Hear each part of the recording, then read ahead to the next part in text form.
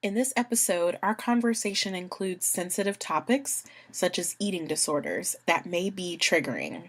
We encourage you to listen with care, and if you need to sit this one out, we understand. Thanks for listening.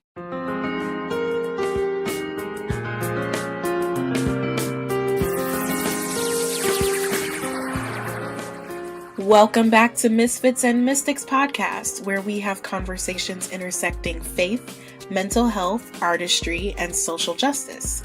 I'm so pumped for this episode because this week we have one of my dear friends, Kathy, to share her knowledge and experience as a recreation therapist. We also dive into her personal mental health journey and how that's informing her work and advocacy to break down stigmas, cultivate safe spaces, and, just having necessary conversations to help support people through their recovery or just developing their overall sense of being. I'm personally so inspired and encouraged by the work that she does, her passion, her generosity, her creativity. Kathy's amazing, and I'm grateful that she took the time out to drop some knowledge and share her story. So get cozy, but not too cozy because, as you know, we always keep it real on the podcast.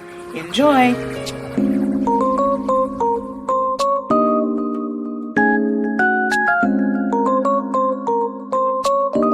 Today we have a very special guest, my friend Kathy. She's actually my best friend that I've had the privilege and honor to know for several years now. And Kathy is currently a recreation therapist at a treatment center, and she's pursuing her master's in social work. And so obviously she's a huge advocate for mental health, breaking down the stigmas. She also has her own unique story and journey with mental health, which we'll get into later. But aside from that, she's a really great friend, a really good person, and I'm excited to have you on the podcast, Kathy. Super grateful to have you. How are you? Hi, Abra. Thank you. I'm excited too. I'm doing good. I'm excited to be Good. here. Awesome. So I guess to give the listeners a little background about why you're here, how we met. It's actually kind of funny how we met. We met at a Denny's. And we went to the same university, so but I didn't know you existed, and then a mutual friend at the time was like, "Come to Denny's." And you were there, and the funny thing is I was like, I wasn't really in the mood to meet new friends Me that either. day. And then we just got to talking about several things. Um, a lot of the things we were talking about, funny enough, is things that we talk a lot about on the podcast with like mental health and faith and spirituality. And what started off as a very awkward day turned into a very beautiful day, Yeah. um, where I got to meet my best friend, and it's awesome. So, yeah, if you want to just give us a little background of like who you are, what you do, um, all that stuff. Okay, sure. I mean, you kind of already touched on it, but right now I work at a treatment center, working with adolescents and adults with mental illness, eating disorders, substance abuse, self harm. So, just kind of a variety of struggles. So, in my job as a recreation therapist, we use like activities, kind of helping people to reconnect with like a leisure practice that's healthy for them and kind of reintroduce some fun. So, a lot of times that's something that is lost when you're dealing with any kind of like mental illness. Leisure time becomes, a time to maybe use behaviors, or maybe we just don't even know what to do during that time. So that's kind of where I come in. So we do some education around that. And then we have outings. We kind of just make some time and space to practice leisure, games, arts and crafts, outings, I think I said. Hmm. So that's kind of what I'm doing. I also work part time at a special recreation association. So I work with people with disabilities, kids and adults. Sometimes I do Special Olympics programs. So I work basketball and volleyball have been the most recent that I've done. And that is also kind of recreation therapy. So just in a different way. So helping people to learn more and grow in their skills relating to recreation and socialization. I work a lot with people with autism. So part of that is like, how do we build friendships? How do we, have fun, meet new friends, stuff like that. Awesome. Mm-hmm. And what made you want to pursue something like this? Because I feel like when we think about mental health care or even working with people with disabilities, I feel like rec therapy isn't the first thing that comes to people's mind when it comes to, what we can do to aid in people's recovery or development. And so, what kind of made you go into this field? Yeah, absolutely. That's a good question. I kind of stumbled upon recreation therapy, and if you talk to recreation therapists, it's kind of a story that a lot of us share. I started out studying special education. So I, went into college thinking that I wanted to be a special ed teacher. But as I went through, the courses, I realized I didn't want to be in a classroom setting. And I also knew that I wanted to work in mental health. I had been struggling myself, and I had, good number of friends that were struggling, but I didn't know how to go about that. So I learned about recreation therapy, and I learned how it can kind of, you can work with a lot of different populations. So I can continue to work with people with disabilities, and then also, incorporating mental health. And I thought that would be a good step for me before going into my master's. And um, I wasn't sure at the time that I'd be able to handle working in mental health. So it was kind of a good transition, was going into rec therapy. And I think that as I learned more about it, the more I saw the benefits of it. Yeah, Yeah. yeah. And so, what are you finding are some of the benefits to rec therapy, and how are you seeing it help people? Sure. So I guess I'll start with the treatment center that I work at, because I think that I see the most change and growth, just also because I work full time there. Hmm. But I get to work with a lot of different people, and I think that a lot they come in completely disconnected from any kind of healthy leisure.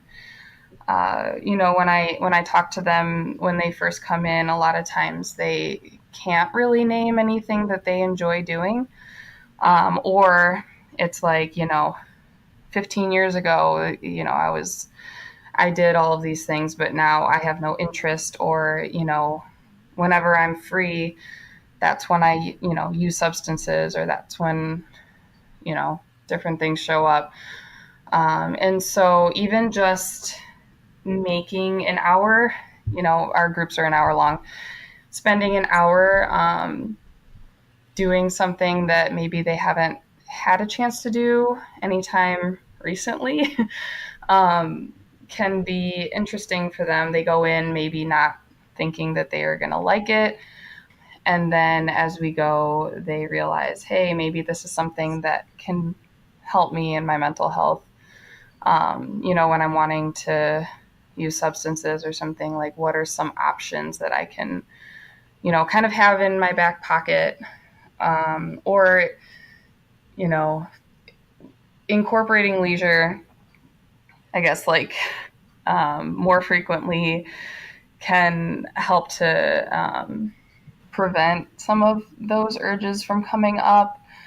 Also, so I've seen kind of just that, and like gaining the skills and gaining the knowledge of some of the things that they can try. Um, and then we do outings into the community, and I think that one is really cool because even the other day we went out to Five Below. It's just a store, and one of the residents told me that this was the first time that they went out into public and did something fun when they were sober, and that this was kind of like a big moment for them. And I think that that's kind of overlooked sometimes. Same with karaoke. A lot of times we do karaoke and it's just a fun experience. And then, I hear from them later, this is the first time I've done this sober, or the first time I've done this with a clearer mind. So it's cool to see that. I think people really enjoy seeing what they can do when they're out of their, when they're not using those behaviors. Yeah, that's super powerful, I think, because even as someone as myself who has struggled with uh like mental illness, and finding that the engaging in like destructive behaviors, but sometimes they're coupled with some of those fun like leisure activities, like you were saying, like karaoke, or simple things like going to the store. But there is like a difference in like finding joy in those activities without it being paired with the urge to be destructive with that joy. And Mm-hmm. so I think it's beautiful that people are given that opportunity to explore what leisure can do, Mm-hmm. because I feel like it's so overlooked because it's something so normalized in our way of life that we don't think about how that impacts our well-being and our mental health, Oh yeah, if absolutely. that makes sense. Yeah, yeah. I think um that. Oh, sorry. no, go ahead. No. Yeah, I mean, kind of what you were saying too. I think that rec therapy, one, most people have not heard of it. When you think of a treatment center or a mental health, you traditionally, I think of traditional talk therapy, so like psychotherapy, or even if we kind of venture into the expressive therapies, a lot of times people think of art therapy. But yes, recreation therapy is not very well known. And a lot of times I'm met with, oh, so you just play games all day? And it's like, well, yes and no, and trying to kind of show the benefits there. It's interesting. Yeah, would you say that rec therapy is common in most like residential treatment centers, or even like in hospitals that have a psych unit? Um, Kind of. I don't think it's as common as it, you know, could be, or I think needs to be. A lot of times, the activities that they have, either in hospitals and stuff like that, tend to be. done by people who do not have a rec therapy degree or certification. And, those are very important to do. And they're going to be missing some of that, like training in how to relate those leisure activities to recovery. So I don't know if that makes sense, but they have activities and they have some opportunities, but there's also not as much of that like processing or connection with mental health.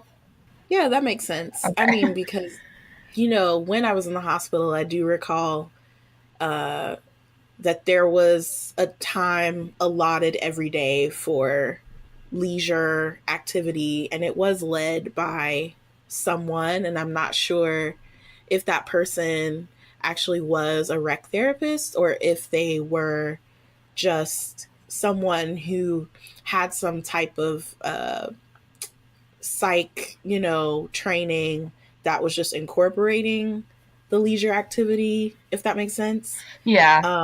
Because it was one of those things that was kind of optional. Hmm. So I don't recall much, about how we were like relating the activity back to recovery, as more as it being like a way to keep us all busy. Right, right. um because when you're in a hospital all day, you can it can get a little cathartic, I guess. So you want to try to create some sort of normalcy in your day. So I could totally see um them like wanting to incorporate activity to sort of keep us out of our heads, for a Mhm. little while, and also cultivate some sort of community, and socialization. Yeah. Um, so yeah, and I guess with that, would you say that there are not a lot of opportunities for people to get that leisure education outside of contained spaces like hospitals or treatment centers, Um, because it seems like, oh, the only time we're going to get introduced to like rec therapy is if the person has done something to warrant them to be placed in a facility or in a hospital. But what about the community at large, sure. That's a good question. I think overall, unfortunately, the in the majority of cases, yes, in hospitals, residential centers, that's kind of where most people are introduced to recreation therapy.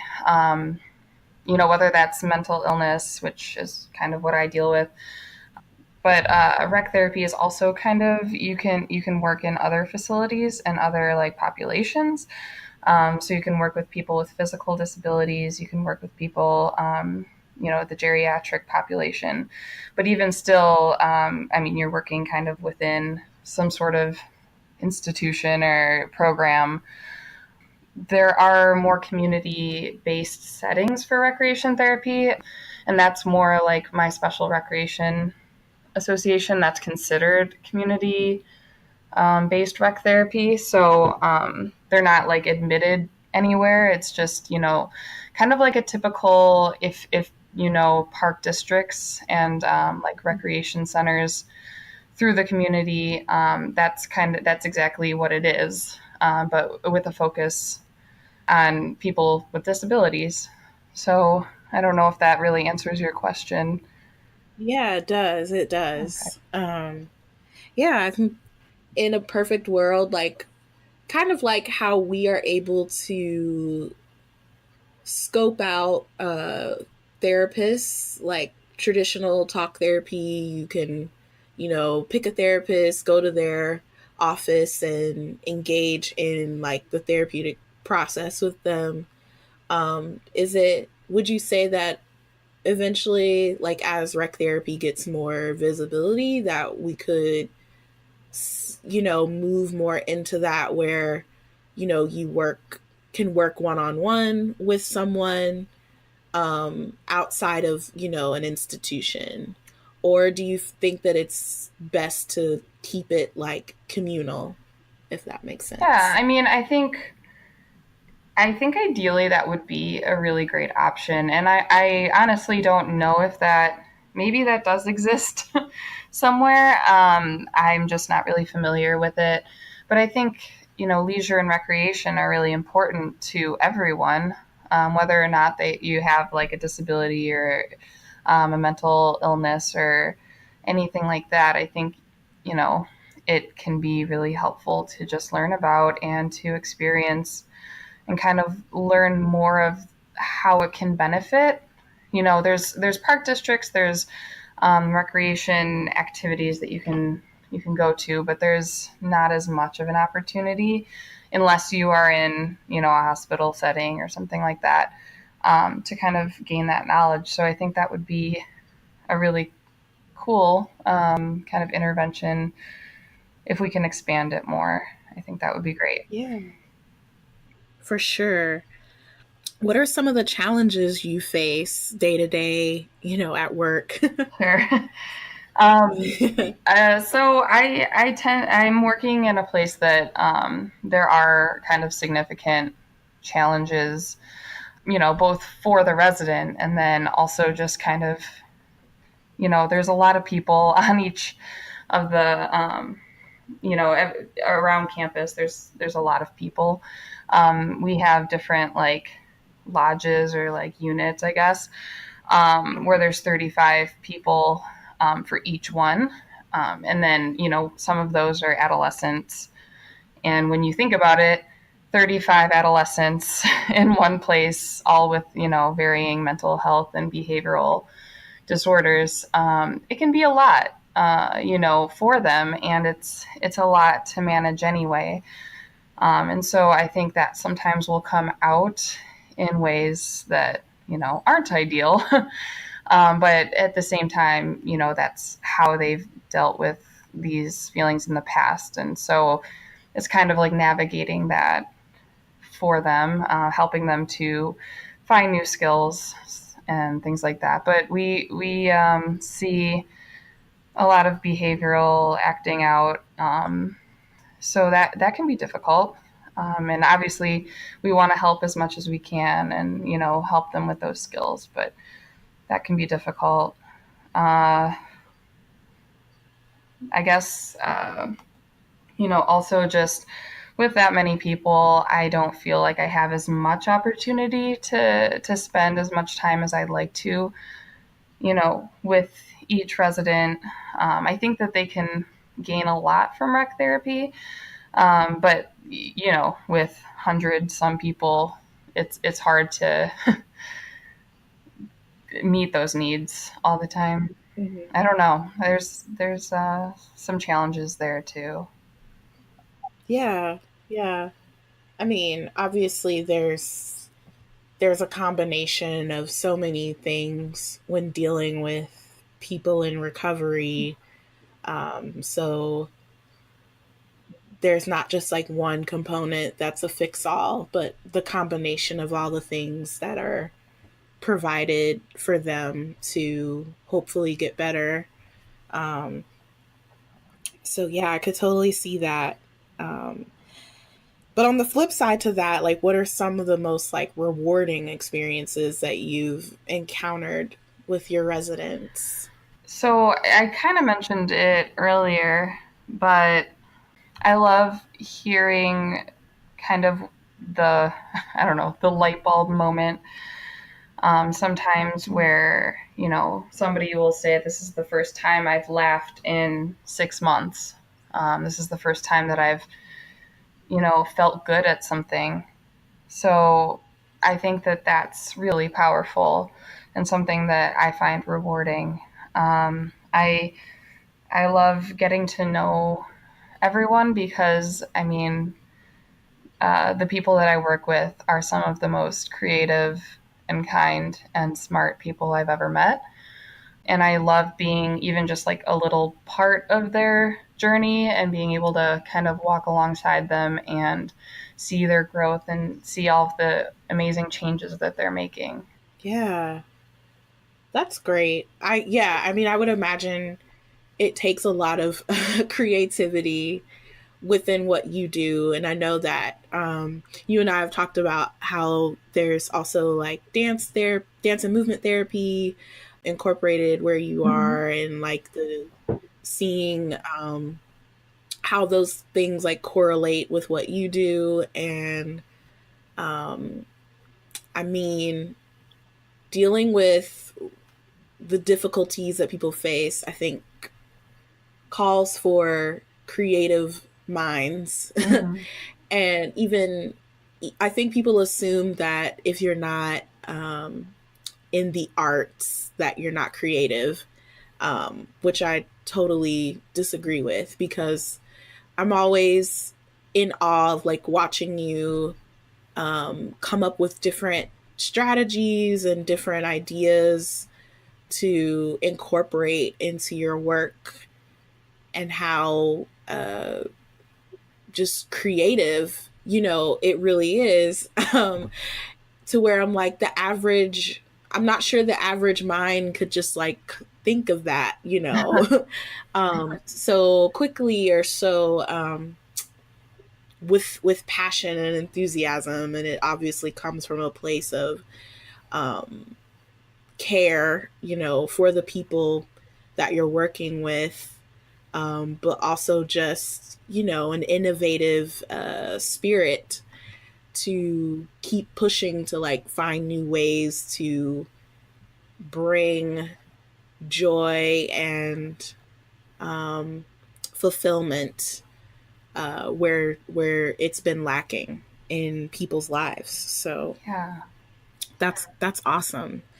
Thanks. Um, yeah.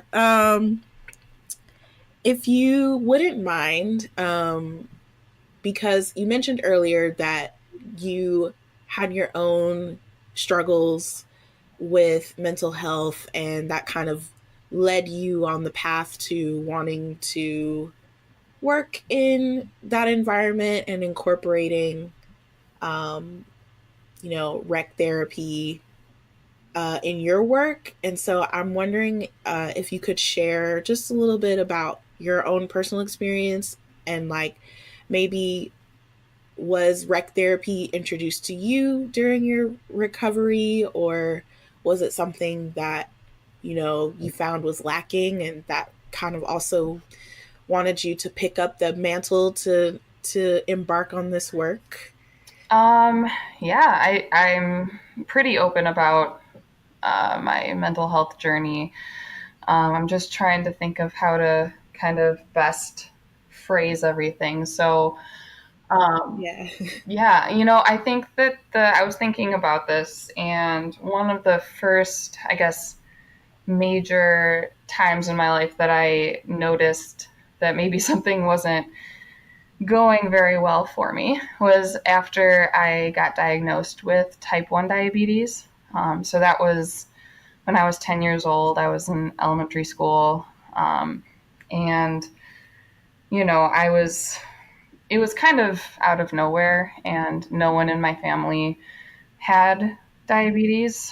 And so it was just kind of like a major shift for me and something that I didn't know anything about. So my life kind of, changed pretty drastically at that point. And, when dealing with type 1 diabetes, especially when I was diagnosed, there was a lot of like misinformation. And, you know, the people that were helping me, like my family, friends, even strangers, like all had opinions on how to help me with that. And sometimes some of those comments weren't the most helpful. There was a lot of focus on food, on calculating things because I had to take insulin. I felt different from other people because I had to always keep all of my diabetes stuff with me. Um, always had to be testing my blood sugar, which was fine, but also when you're 10 years old, and no one else is doing that, it felt kind of alienating. And then like some of the comments made were intended to be kind and helpful, but I heard a lot of things like, should you really be eating that? I don't think you should have that. That's too much sugar, you know, all of those things. And that kind of like got in my head a little bit. I've always liked sugar, but after somebody was like, "Oh, well, you can't have sugar," I wanted a lot more sugar, and so that's kind of, I think, the starting point of my eating disorder. Um, and so I would, be kind of in trouble if I had sugar. So a lot of times I would hide it, um, and kind of eat it alone. I had to take insulin for everything that I put in my mouth, which was difficult for me. But I don't know. I guess it kind of in eighth grade, I decided to kind of ask for help with the eating disorder stuff. At that point, it was binging. I was binging on sugar mainly, and kind of covering it up a lot. Very secretive behavior. And so I guess I asked for help at that point, and it was met with, not a lot of information there either. So Mm. didn't really get help for it. And then, through high school, things got more difficult. I had a lot of anxiety and perfectionism. I was trying to kind of make up for some of that, like shame that I felt with the eating disorder, I think. And then, yeah, I don't know how much detail you want me to go into, but it kind of all kind of hit the boiling point, I guess, in college, when I felt like nobody was really listening and I didn't know how to deal with my emotions and my anxiety of being away from home. Um, so, that's when I kind of had to really focus on mental health. I ended up going to the hospital, doing several PHP programs, which is like a day program, and then you go home at night type of thing. And then eventually residential, um, ironically, at the place that I work now. That's where I went. Mm.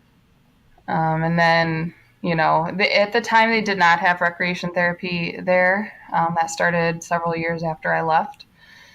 Um, and, I found throughout the whole process that poetry was something that really helped me.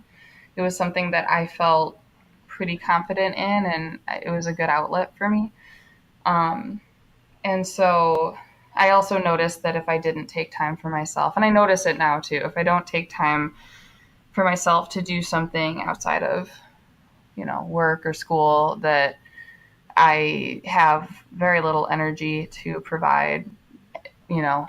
So I knew that recreation was important for me, but no, I never experienced recreation therapy myself. And that's why I was so excited when I found out about rec therapy, because I knew that it could be really helpful for people. Yeah. Wow. Yeah. I you brought up a lot of interesting points, and like obviously we're friends, Yeah. so I'm very familiar with your story, but I'm always intrigued about the correlation between getting diagnosed with a physical illness and how that sort of aided in perpetuating um, your mental health Mm-hmm. struggles. And I think it's something that isn't really talked about because I think there's an assumption with eating disorders that it just sort of develops out of a sense of wanting to be thin or Mm-hmm. pretty, which is I guess it's fair to say is the case for many people. But I think a lot of times we don't realize that there are other uh, avenues that can take place in people developing an eating disorder, and the misinformation that we receive about our physical health can then turn into this tumultuous like down spiral within our mental Mm-hmm. health. um, and so I guess where I'm going with this is, do you find that the misinformation that you received as a child, is that still prominent? Like, obviously you still have type 1 diabetes and deal with that on a daily Mm-hmm. basis. But do you find that the information that is being brought out generally, is that shifting? Is that the same? You Yeah. know. Um, Honestly, it's been pretty much constant. Um, it's the main difference now is that I know that it's misinformation. I do my best to kind of, when it's appropriate, kind of educate people on type 1. A lot of time, I mean, to be fair, it can be confusing when somebody said, I say I have diabetes. A lot of times people don't know there's a difference between type 1 diabetes and type 2 diabetes, and there's, some overlap, but there is kind of some differences. And so, I think that there's just not a lot of education for people. And, like, to an extent, why would somebody need to know, if it's not affecting them directly in some way? But, I definitely still get comments about things, kind of insinuating that I need to, or even directly saying that I need to lose weight, I need to eat healthier, I need to exercise, and that's going to make the diabetes go away. I'm like, it doesn't work that way. And now I'm able to kind of shrug it off a little bit more, but, kind of like what I said before, when you're 10, 11 years old, 10 and 11-year-old girl, even, especially, um, the comments that kind of relate to image can be really overwhelming. And, at 10 and 11, I feel like most people aren't able to navigate that very well.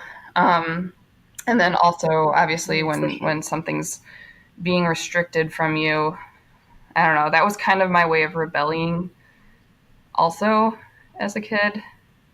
So yeah, I think Mm-hmm. diabetes, there's a lot of misinformation, and a lot of times I think that affects a lot of different aspects. Actually, I was reading about this, and I don't remember the exact statistic, but um, girls especially, but also guys, when they are diagnosed with type 1 diabetes as a kid, their chance of developing an eating disorder, any kind of eating disorder, is significantly higher than a typical, kid, which I thought was really interesting, and it makes a lot of sense to me, um, with all of the focus around food, carbohydrates, people telling you need to lose weight, all of that. So it can manifest in a lot of different ways, but I thought that was interesting.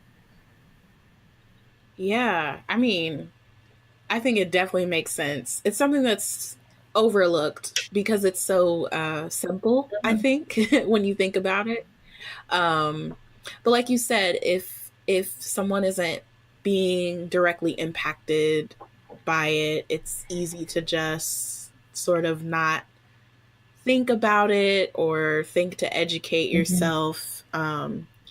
I think since like meeting you and knowing you, I have definitely started to notice a lot more of the stigmas with diabetes, regardless of the Mm-hmm. type. And I've often been like disturbed by um, the things that people say and how they respond. And I think back to, our conversations about how those comments, had fueled your eating disorder. And a lot of times I notice that people say those things in the presence of young, impressionable Mm-hmm. minds. And it's alarming to realize how prominent it is in our society. And we're not mindful about it, like you were saying, because for a lot of people, it just doesn't impact them. So they're not thinking about how their words or actions are actually influencing people's thought process and Right. behaviors. So what can we do as a society, to just be better? I guess, like, I don't know. That's a great question. Um, yeah, I mean, I think it is about kind of being mindful about what we're saying, how we're saying it. I don't think that most, at least, if anybody that was saying those things was saying it maliciously. Um, I think just more, general education, at least, about different, you know, either mental or physical illnesses can be really helpful in kind of eliminating or lessening some of those comments that are made. I think more, uh, I don't know what the word is, but like more uh, aggressive assistance for kids, especially, but also young adults or adults with type 1 diabetes. I think providing them with more comprehensive services can be really helpful in battling those challenges that are not addressed. I think that can be a really good thing to help as well. Because, I mean, you're going to come across people, whether they're educated on diabetes or not, that are going to say things. And, building resiliency and kind of learning mental health, things that can help mental health as a kid would have been really helpful. After being diagnosed, I had a lot of education on how much insulin to take and how often to test my blood sugar, but I had zero education on how it might impact my mental health. And I think that that could have been really helpful for me. yeah, absolutely. Absolutely. So, what you mentioned, like, more aggressive, comprehensive education and services.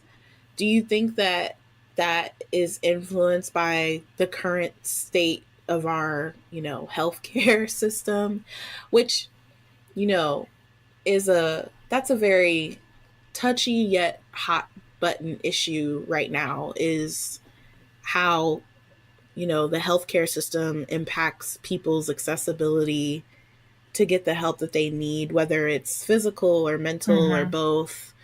Are you finding that, like, where are you seeing some of the challenges, like, in your personal health journey, but also, like, even with where you work? Because there's all the bureaucracy of it all. Because in a perfect world, you show up and you do your thing, and the people you work with get better, and all is well. But I think you and I both know it's not always as simple Yeah. as that, because people don't a lot of people don't have access to get that help because of Yeah. money. It's a lot to do with um money, I think, which is sad. Like you said, yeah, in a perfect world, that would not be a barrier to receiving health care of any kind. But unfortunately, that is the reality for most people, I think, at least in America. Um, I don't mhm, think that most people have access to the healthcare that they need, or at least to the extent that they need. Um, I think that yeah, I mean, I'm pretty opinionated on this topic. But I work, like I said, in the residential treatment center, and it makes me very angry and very sad sometimes because I see, these residents who really do want to get better and they want help and they want skills, and insurance companies come in and they're like, well, we're going to approve 3 days for you and then we're going to cut you from insurance. Like, what? That's not going to do anything. And it's sad. Or they're met with, and this is said to the residents, oh, you're not sick enough to receive care. You're not thin enough to get eating disorder treatment.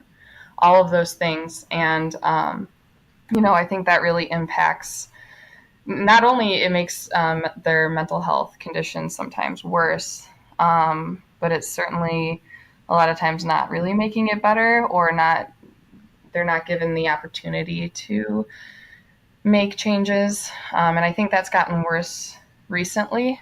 When I was in residential care, I was approved somehow for about 3 months of care, and that was life changing. It was really important for me to be there that long. But now it's very rare that people are getting approved for that long. So I don't know if it's an insurance company thing or if it's like a political thing, but I don't think that people are able to get that health care that they need. What's the, in your observation, like ballpark it, like the average amount of time that someone could get approved through their insurance to stay in where you are? So the adolescents tend to be approved for more time, which is good. I think with adolescents, the typical length of stay is about 6 to 8 weeks, which is great. Still, when you're thinking about these disorders that have begun and have been going on for 10 plus years, 6 to 8 weeks seems like a lot, but it's really not. And then the adults get less than that, usually like 3 to 6 weeks at most. Of course, there's some outliers and people who stay for months, but it's not the typical at all.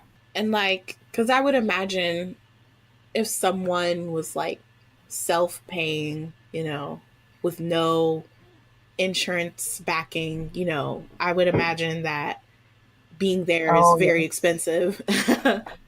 um, which, is common and typical and warranted. But even with insurance, sometimes it can be expensive, I guess, if someone wanted to extend Mm-hmm. their stay beyond what the insurance is willing to cover. Mm-hmm. Are you finding that uh,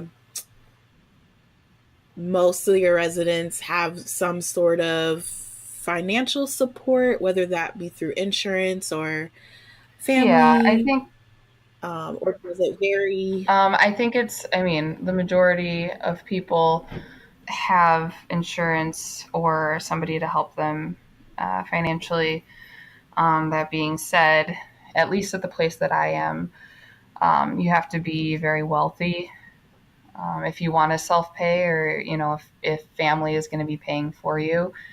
So I don't know. I think that it's hard because, right, like the price, like you said, is warranted for the stay and the care that they're getting. And at the same time, like if it's not being paid for by somebody, they're just not going to have the opportunity to get that care. I mean, there's Mm, probably like, cheaper options, but at the same time, you know, either way, it's very difficult to get that care if you're not wealthy. yeah. Yeah, for sure. Or even the cheaper options probably might not be equipped with the same Mm-hmm. quality of care. If I hesitate to even Yeah. use that word, but you know, if a place is funded well, you can provide so many options and bring in the best of the best people to aid in their care, versus like a place that may not be funded as well, and then you're kind of limited in what you can actually provide to the people. So it is something that you know people need to be aware of, and like navigating or being aware that everybody has different Yeah, means, and that can truly impact people getting the help that they need, because the reality is that mental health issues are not biased to your yeah, socioeconomic no, status. It impacts you whether you're rich, poor, middle class, whether you're black, white, woman, man, whatever. Um, it's a universal issue, yet the solutions aren't always universal because your statuses or privileges can sometimes inform who gets the help and who gets it first. So yeah, but I mean, you do what you can, exactly. and yeah, yeah. So switching gears, I wanted to talk a little bit about your decision to pursue a master's in social work and like what that looks like for you and how that is potentially changing the trajectory of your career, I Yeah. guess. So yeah, like you said, I made the decision to go on for my master's in social work. And it's going to take me some time because I'm attempting to work full time while also doing school. So at the moment, I'm doing one class at a time. But I'm very excited about being in the social work program because I think it will kind of expand my knowledge and my opportunities to help people. Um, I was kind of going back and forth on what I wanted to pursue my master's in, between kind of counseling and social work, and there's a lot of overlap there. But the reason I chose social work was because I felt like it was a more comprehensive and was able to look at the issues with a larger perspective, I guess, looking at society as a whole and how that fits in with each individual. I think that eventually I want to be a clinical social worker, which just means that I would be providing more like talk therapy to people and kind of helping to connect them with different resources, helping them to work through some of the things that bring them to me. um, and I think that it will be really helpful for me to, still have that recreation therapy background because I think it's not as common to have a social worker with that background. So I'm excited to work towards that goal, and I want to have my own private practice someday. So it's exciting to think about. Yeah, absolutely. I think it makes total sense, at Mm-hmm. least to me, that you would go that path. And yeah, like you said, it's rare for someone to have that background in rec therapy, and I think you have the potential to sort of, revolutionize like how we do what you do, to sort of combine many different tools to create safer and innovative spaces for people to be more informed about their mental health journey, and also, working through recovery if applicable, and yeah, breaking down some of the stigmas too, because I know we talked a lot about the stigma with like diabetes, but I like you and I both know that there's a lot of stigma within mental health as well. And are you finding that what's your take on that? Like, are you finding that the stigmas are dissipating, or are they still there? Where are we with that? Hmm. Um, I think it's a lot of things. I think that there's positives and negatives in the field of mental health right now. I think there is a little bit more visibility for people with mental health issues. And at the same time, of course, there's still a lot of stigma attached. I think that there's stigma in receiving mental health care sometimes, or feeling that there needs to be a certain mental health diagnosis, or you need to be, you know, not being able to function before you receive any kind of health or mental health care.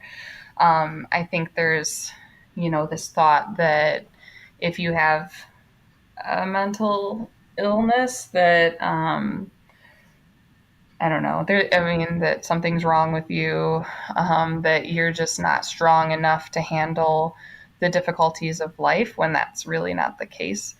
As uh, mental Yeah. illness is just as much of a um, physical illness as diabetes. I would, if I didn't take care of my diabetes, I would die. And very similarly, for myself and for a lot of other people, if I don't take care of my mental health, I could also die.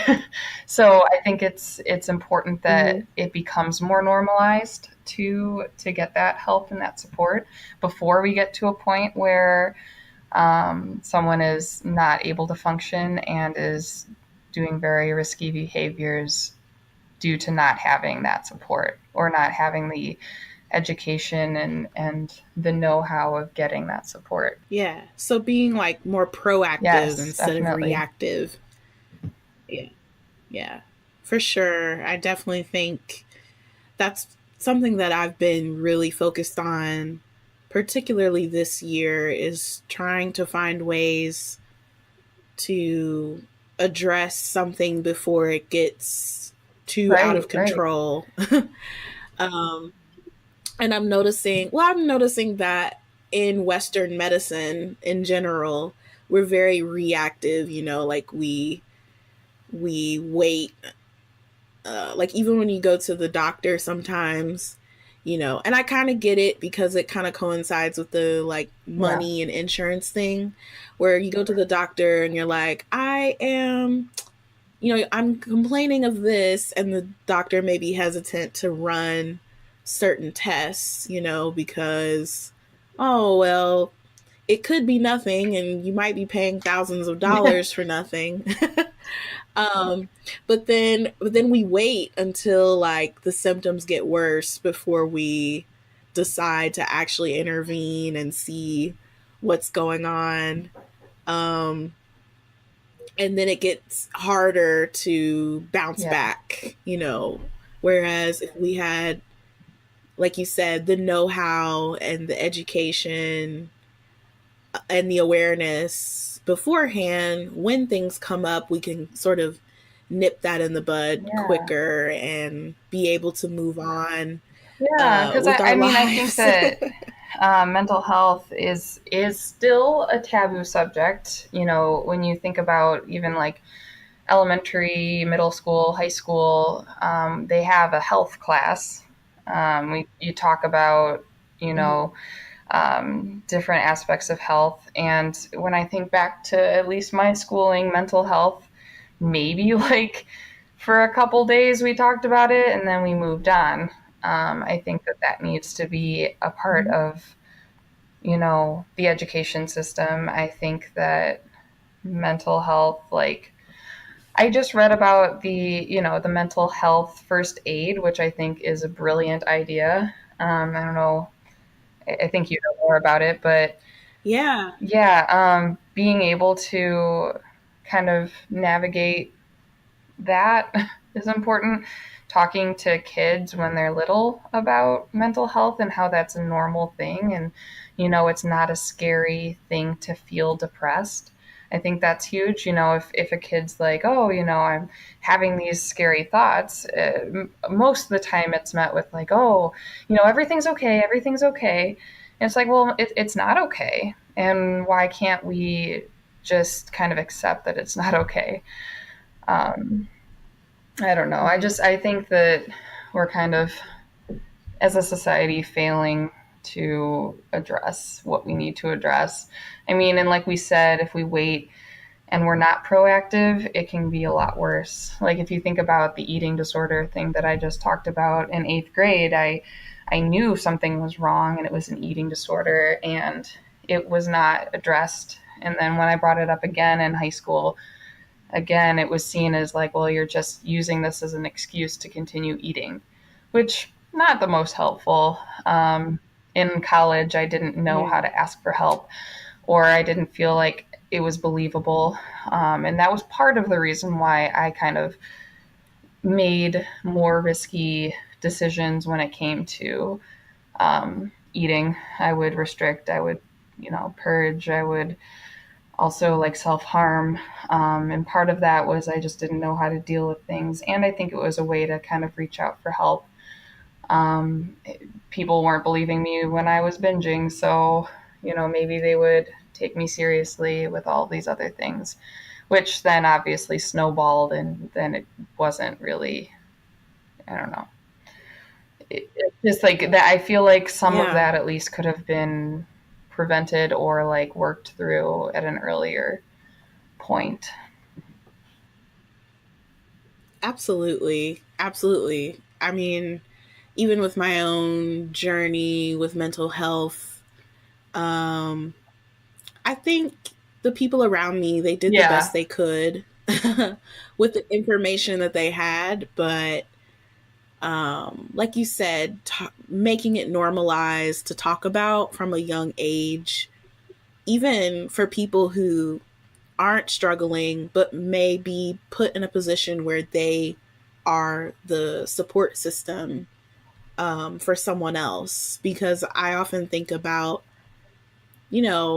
relationships, friendships that have been tarnished, not because they are a bad person Mm-hmm. or I'm a bad person, but because we lacked the knowledge on how to, be supportive to our friends who are struggling, and how to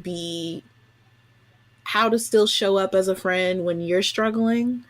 Um, it's even things like that with how we relate to one another. And I often think about, oh, how much pain could have been avoided, not just for me, but for other people, if we had the education and the knowledge about what was going on, um, with me and so Mm-hmm. many other people.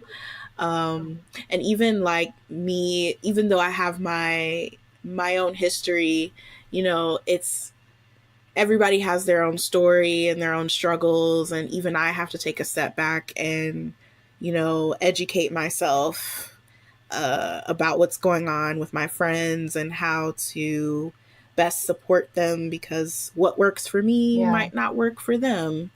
um, I think that's something that I value about our friendship, is because, like, I don't have an eating disorder, and, you know, it being your friend and uh, being around you, it, opened my eyes to, like, oh, where are my Mm-hmm. blind spots? How am I not being supportive to people who might be struggling with something like that? And how am I, like, contributing to the stigmas, um, even though like I can relate in the sense of I know what it is to struggle with something that is taboo and can induce a lot of shame, but at the same time there's unique challenges to that I'll never Yeah. know, or fully understand. And I think um like even Mm-hmm. recognizing privilege, because like I mean, privilege is such a buzzword, and I think a lot of people think when you talk about privilege, you're just talking about like identities like race or gender or something like that. But I think it's important for people to recognize that even you have privilege with the things that you don't have to deal with. So just the me acknowledging my privilege, like when we go out to eat, like I'm not probably going through the same thought process that you Yeah, are, when we sit down to have a meal. Like for me, it's just we're having a meal, and for you, it might be like you know, I have to take these steps to have a healthy relationship with definitely. food, Um, and then, even with me, like having bipolar disorder, like, there are just things that I have to do, steps that I have to do that other people don't, in order to like have a Right. functional day. um, and so yeah, I think recognizing our privileges and being more empathetic to people and their process is probably like a big thing with dismantling stigma and making sure people feel safe to voice their concerns and get the help that they want Definitely. and need. Yeah. So, I yeah. think asking Yeah. questions is, goes along with that. And I think that that's something that a lot of people don't do either because they just don't know if it's okay to ask, or they just kind of don't think Mm-hmm. to. And that's one of the main differences that I notice in our friendship versus others is that I think we both make it a priority to learn about each other's experiences, knowing that, I'm never going to have the same experiences that you are and vice versa. It's something that, we can't necessarily understand personally, but something that we care enough about the other person that we, learn as much as we can and we ask questions and answer honestly. And I think that's really important. Yeah, absolutely. I mean, I would say the biggest takeaway with the friendship aspect is, learning how to be learning how to show Yeah. up for your friends. That's I think that's the biggest thing, and like your family members as well. Um, but even like relaying it to the professional setting, um, because I think for me that's where the biggest taboo is showing up in my life is how to navigate having those Mm-hmm. conversations in the workplace. um, because there is that element of, well, if I had the flu, it would just be like, hey, I have the flu, I can't come into work today. um, and people would be like, oh yeah, take care of yourself, Right. no questions asked. Whereas when you're having like some sort of struggle with your mental health, it's kind of like, how do I bring this up, how do I disclose information without it coming off like, not believable, like you said, or, um, you don't want to like demonize yourself because there's still that persona of like, oh, if you have a mental illness, then, you're crazy or there's something wrong with you or you're not capable of doing your job or being Right. functional.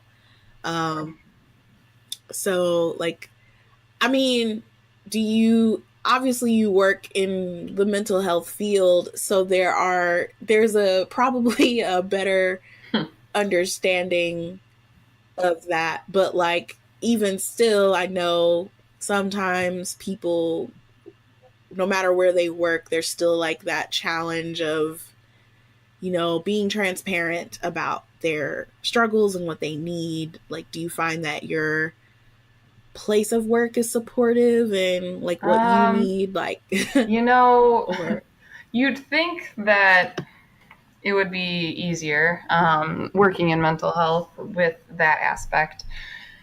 And I guess, to an extent, it probably is. I definitely still, I have a hard time, and I don't know if it's because of, my own stuff or what, but I definitely still really struggle with voicing at work that I'm needing support in different ways, because I think there's still this idea of like, okay, we'll give you some time and space, but we're also not going to give you as many responsibilities, or we're not going to trust you as much with some of these other things, which, I don't know. Like, I think there's still some assumptions that are being made that I don't want to be made. I don't know. I think that there's yeah. support in a way of like, okay, well, we know that this job is very difficult emotionally. And, I think they try to provide time and space to talk about things. But, if I'm needing, I mean, with my mental health, sometimes I feel like I do need a mental health day, from work, and I don't feel comfortable voicing that. And it's kind of sad because, you know, we should be able to feel comfortable enough to ask for that kind of support. I don't know if that answered your question, but Absolutely. Oh yeah, it does. I mean, yeah, it does. I can imagine. Yeah, because I think there's this assumption that just because someone works in like the field of mental health, that well, one, like especially with therapists, like we make the assumption that therapists are like these like gods and goddesses that are like made of steel and yeah, they like manage their own issues very well. um when I was listening to a podcast where they were interviewing a psychotherapist, and he was saying like every yes, therapist yes, should have a yes, yes, yes. therapist. um yeah, because especially because like you're, dealing with a lot of people's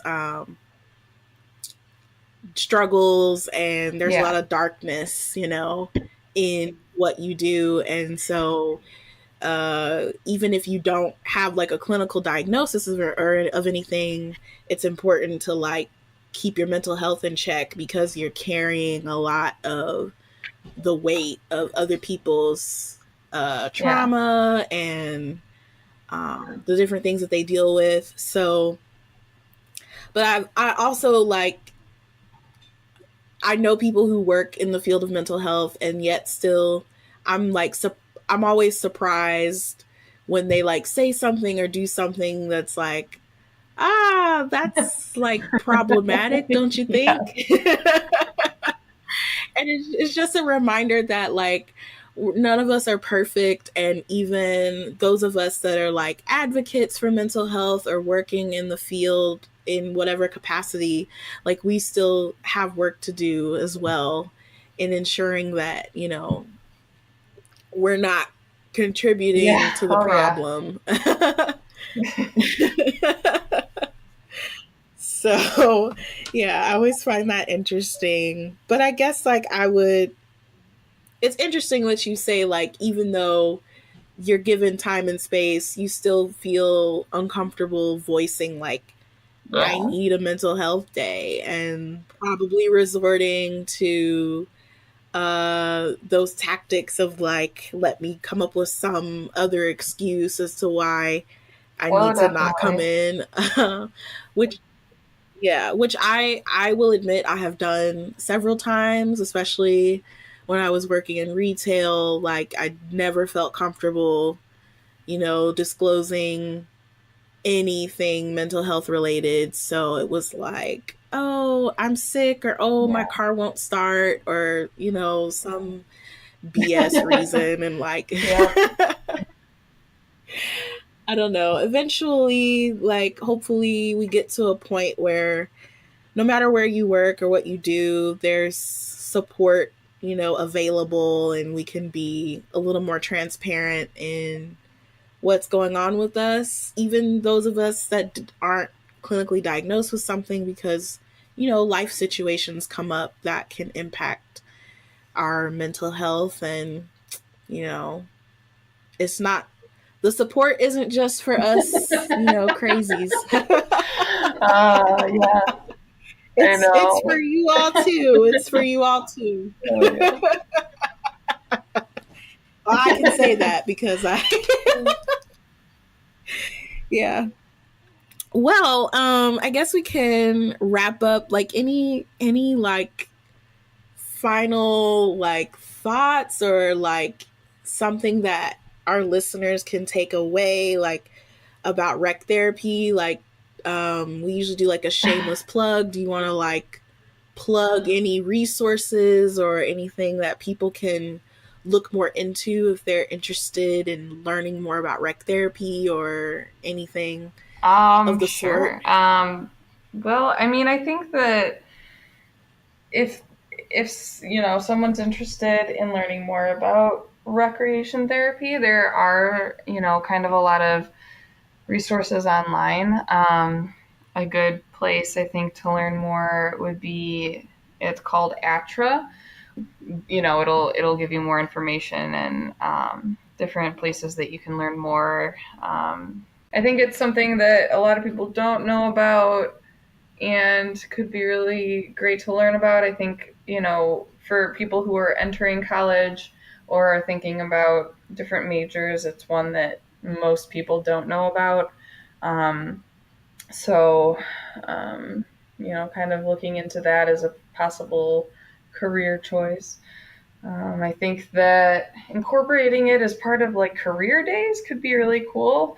I don't know how we would go about doing that, but Ooh, yeah. yeah. Yeah, absolutely. I mean, yeah, and we'll link the resources you mentioned Okay. in the show notes, so listeners can like look more into that. And um also, like, I'll go ahead and like shameless plug it, since like we went to the same school. I want to shameless plug Illinois State University, because they have a great Yes, they therapeutic do. rec program,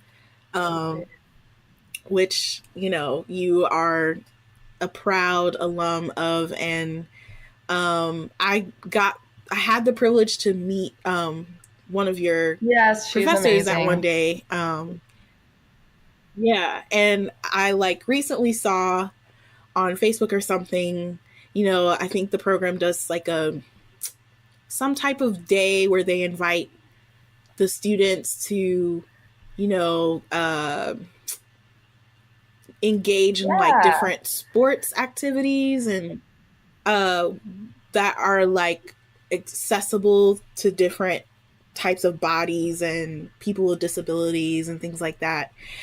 And I saw that she was like on like a local like news station, and she was talking about it, and I was like, hey, I know her. And so it was, yeah, it was like really cool to see that the program was like getting more visibility, and that things were like expanding. So if any of our listeners are thinking of pursuing any type of recreation therapy, or just, wanting to know more, I would definitely look into Illinois State if that's, on your radar. I'm sure there are other colleges and universities that offer similar programs, but I'm Of course. biased to the Redbirds, so yeah. Well, awesome. Thank you so much, Kathy, for talking with me, and yeah, I really enjoyed it. I always learn so much from you, and you're great. You're awesome. Oh, thank you. You're awesome too. Thank you. I'm glad we got the chance. Yes, yeah, I when I started this podcast with Alicia, and we talked about like what we could incorporate with mental health. I knew off the bat, I was like, I definitely want Kathy to be on the show, because I wanted to bring visibility to what you do, because there are a lot of podcasts that talk about mental health, and I feel like it's always like, let's talk about depression and anxiety, and not that those things aren't important, but I kind of I'm glad that I'm able to incorporate people that can speak to the solutions instead of just like harping on the problems. So Yeah. Yeah. I'm grateful. Thank you for sharing your knowledge and expertise. And if I had billions of dollars, I would pay you every time. That would be great. I'm just Yes. kidding. Yeah, maybe we'll set up some type of crowdsourcing. Pay people, pay your therapist. Okay. Awesome. Well, thank you so much. All right. Thank you. We want to thank all of our listeners for tuning in. Continue the conversation with us. Develop a community with other misfits and mystics like us, and get your latest updates on shameless plugs and other news by following us on social media. We are on Instagram at Misfits and Mystics Pod, Twitter at Misfits Mystics, and we also have a Facebook page that you can like and share. Want to reach us directly? Shoot us an email at misfitsandmysticspod@gmail.com. We would love to hear from you, and with your permission, we might give you a shout out on future episodes. Don't forget to subscribe on whatever streaming service you're using to stay up to date on newest episodes being released. Leave us a review on iTunes to help us gain more visibility. Plus, we appreciate the feedback.